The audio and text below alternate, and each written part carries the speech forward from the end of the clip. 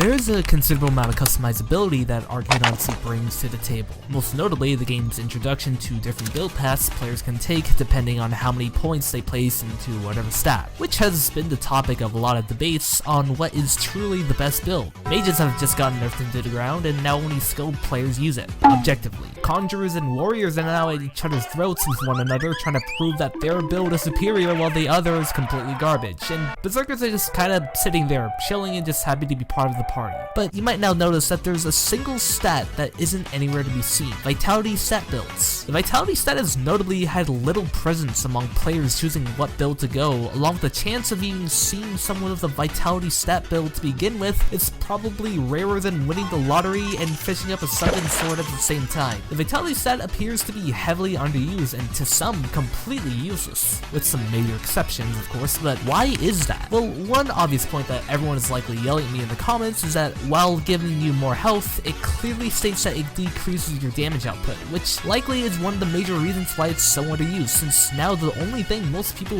really care about is dealing the most damage, instead of being able to survive the most damage. Also, with the entire existence of being able to block and parry attacks, if you're actually good at doing so, the extra health benefit for the downside of less damage that vitality gives really just seems like shooting yourself in the leg. Another quite obvious reason is that VTEX is nowhere near close to implementing spirit weapons, a feature that is meant to be exclusive to those who pick the warden path.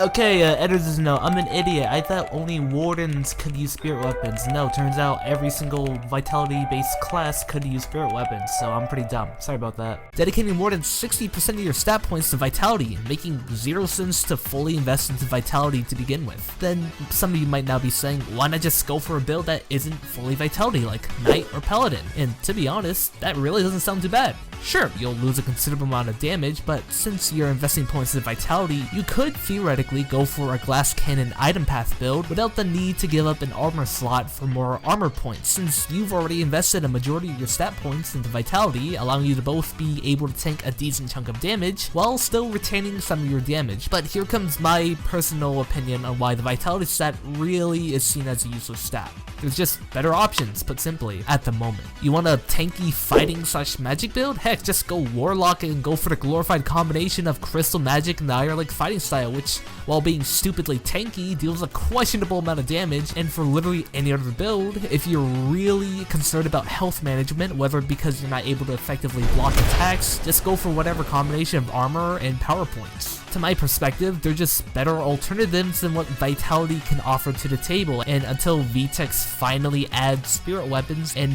maybe improves vitality builds, the vitality stat can remain to be seen by players as the most useless stat. And I'm sorry that I sound like a broken record player, but this is all my personal opinion. If vitality players see this video and have varying opinions to my own, feel free to comment it. And if you actually enjoyed this video, consider liking and subscribing. Speaking of builds, if you want to know what the heck happened to mages, check out this video.